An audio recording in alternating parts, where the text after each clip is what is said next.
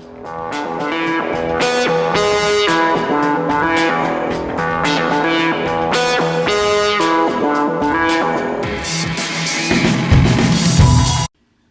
everybody, and welcome to Kingdom Thinking Enterprises. My name is Dee Brown. Good to have you back. If you have subscribed to our page, thank you, thank you, thank you. I really appreciate it. If you like our content, please like, share, send to at least one person you knew, and ask them to ring that bell as well. I just wanted to say thank you. Appreciate you guys. Yes, you're lovely. You're lovely people. So today I wanted to talk about how God knows you.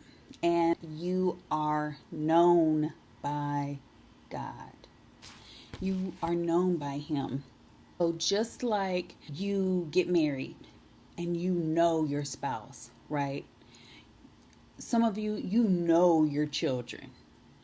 When my kids were in school and the teacher would call me and they say, yeah, your child, especially my first one, your child, she did such and so, and she was talking across the room and she was, okay, yeah, she did that. I know, because she mine and that's what I do. So I know she did that. And then they start adding stuff. Well, I already knew she didn't do that. Because that's not her personality. That's not how she is. She wouldn't say those things. So I knew where the fine line was because she was my child. And because I knew her. That's how God knows you. And believe it or not, that's how you know God. So before you were ever conceived in your mother's womb, Jeremiah 1:5, God knew you. He understood you. He comprehended you. He related to you. There was this intimate, I don't know what's up with today. There was this intimate exchange between the two of you. You knew him and he knew you. There was this ebb and flow. You breathed on him and he breathed on you. And there was this discussion. You talked to him and he talked to you. You reckoned with him and he reckoned with you. And there was this understanding between the two of you of the expectation. You were coming to earth, and this is the expectation that I have for your life. When my husband and I are moving this year to Savannah, Georgia, and when God ministered that to my husband, and he, we talked about it, and it just bore witness in our hearts, we immediately, who did we talk to? Our pastors, right? Our leadership. And we said, this is what we believe God's calling us to. What do you think? Well, guess what? Because they know us and because they talk to God and they listen to God's voice concerning us, because they got to be accountable on the day of judgment for us. Then they were able to say, you know what? You're right. That's exactly what God is saying. And here's the other stuff God is saying about that. And so there was this exchange between us. Not that we had already talked about it before, not that they already had outlined all these things for us, but I went to them and I said, what are your expectations? Now that we know this is what God is saying, what are your expectations? That's the same thing God does for you. When you're in heaven before the foundations of the world, that's what God did. He said, these are my expectations for you. You're going to go to this earth. I want you to reveal my glory. I want you to be a witness for me. And this is what I want you to complete while you're on the earth. Now, these are the things that you need to complete because generations after you are going to be affected by it. And so I need you to do it while you're here. This is important to know because if you don't realize that God is in the game with you, if you think you're a little puppet on a string and that his whole expression for you is to just be this puppet on the string, then you will never develop and grow into what God is calling you. That's not what this is about. We have prophets, pastors, evangelists, teachers, and apostles for a reason, for us to come into the unity of the faith. And as we come into the unity of the faith, then we understand together as we are built up as a matured Christ. We are supposed to look exactly like Christ looks. That's how we're supposed to look in the earth. And so as we work together, that's how we find that out. That's how we understand what that looks like. Ephesians 1:4 says, and I love this in my Passion Translation. Y'all got to get the Passion Translation because it is on point. And so it says here, and he chose us to be his very own, joining us to himself even before he laid the foundation of the universe.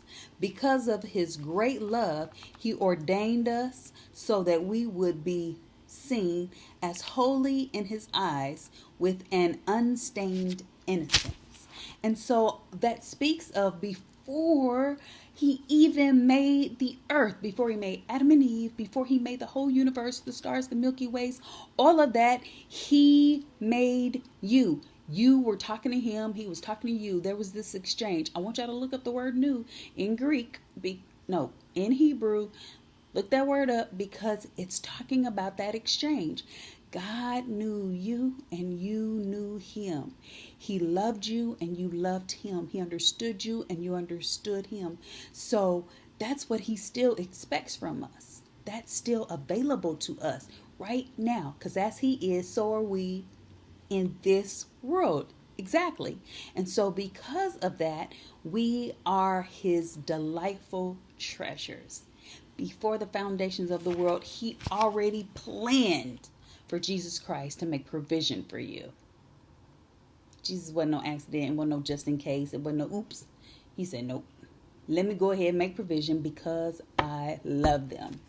Then it goes on to say, for it was always in his perfect plan to adopt us as his delightful children through our union with Jesus, the Anointed One. So his tremendous love that cascades over us would glorify his grace. For the same love he has for his beloved one, Jesus, he has for us. That same love that God has for his only begotten Son, Jesus, he has that exact same love for you. The exact same love. He says it was always in his heart and in his plan to adopt us. How many of you out there don't have parents anymore? How many of you out there are teenagers and don't have parents anymore? How many of you out there have been rejected by your parents? How many of you have parents but you don't know where they are? You don't know your parents. How many of you have parents? Kind of, sort of. You know how that is. But relationship-wise, you don't. God says he's already made provision to adopt you. He already made provision to bring you into the fold. He's already made provision so you're not this wandering child out there. No. He said, I know you, baby. Come on over here. You're mine. Come on over here. I love you. Come on. Come on to my house. And let me take care of you. I had recently given counsel to a young lady, and she actually lost her father when she was 16. And this young lady is engaged now. Now, obviously, she can't go to her daddy and say, hey, daddy, what you think about this guy? But she has, of course, her family, her mom and her brothers who are supportive, and they love her and they're there. But I tell you, there's nothing like some daddy love. I'm just saying. And so she has all these dynamics happening in the relationship right now. Some of these dynamics are not healthy. Some of these dynamics aren't going to change until her fiance kind of takes the reins and says, this is what's going to happen. This is what's not going to happen with his own family. And so some of those pieces she can't move. And it was, as we were talking, it was so amazing to me that God in his intimate wisdom had laid all the pieces on the table. She's in her early 20s. You're emotional. You love the person. You want this to be real. You want to commit to this person. But you want these things to be right all at the same time. And where her father would have come in and said, dear, look at all these things. Here are the pros. Here are the cons. God had laid every scenario on the table for her. And because every scenario was on the table, he was saying to her, sweetheart, I've given you all this information so you can make a wise decision. He wasn't saying, no, don't marry the guy. He wasn't saying, you bet not do this, this, this. Mm-mm. He was saying, if you do this now, if you marry today, this is what's going to happen. Because here are all the pieces. And that hasn't changed. If you choose to wait and see if these pieces change, that's an option. Or you can choose to walk away from this situation altogether. That's an option. But what he did do was he made all the pieces available to her so she could make a wise choice. And that's what fathers do, right? They help you make those wise choices. Y'all, I had to buy a new cell phone today and I just didn't want to. I didn't want to. I'm one of those people. I like to hold on to my cell phone because I know how it works. I know how to upload videos. I know how to put them on Instagram, Facebook, and do what I got to do and keep stepping, right? I know how to check my voicemail, etc., etc., etc. Well, with this new phone, I'm going to have to start all over. But I didn't know if I should get this phone or phone B. Phone A or phone B. Phone A or phone B. And so in making the decision, what do? I call my husband. That's what husbands are for. He's the dad. Dads have the answers. So I call my husband and I'm walking him through, these are my options. This is why I want to make this decision. This is why I want to make this decision. What do you suggest?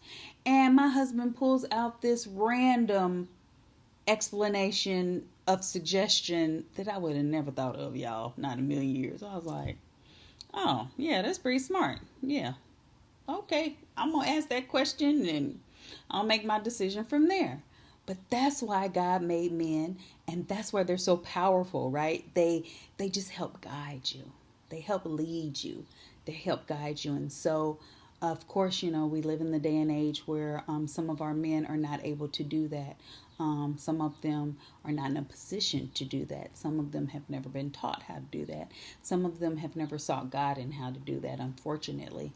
However, the original plan was just that, right? It was so he could guide the family. I just want to encourage you all today that God knows you.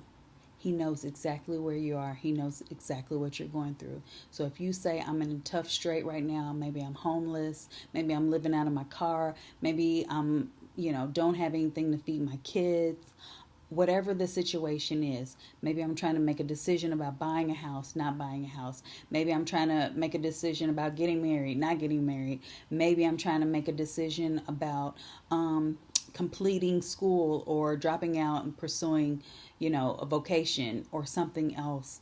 Whatever the situation is, God sees you right where you are. He knows your name. He knew you before the foundations of the world, and he has an outlined plan for you. The great thing is you can go to him and get the plan.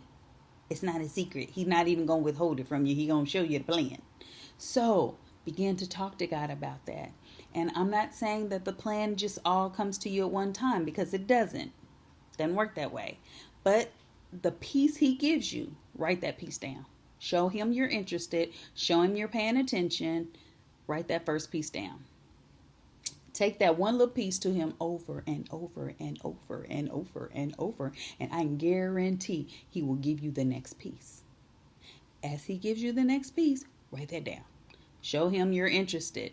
Show him you're not just saying this. These are not just words, but you are really committed and you are interested to know, what does he think about your life?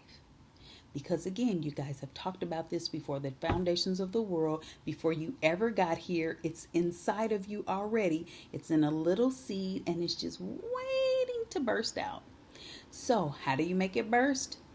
Through relationship, through communicating with God, through having that conversation. And as you have that conversation, God gives you piece by piece by piece, because it's all about relationship. That's the whole point. So he's going to tell you as you go, this is what's happening. This is why this is happening. This is what I want you to do here. This is what I want you to do with this. So embrace that. Enjoy that.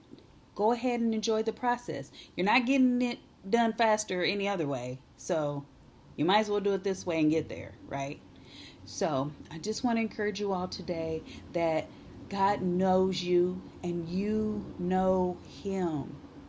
The Bible says that the whole earth is groaning for the manifestations of the sons of God.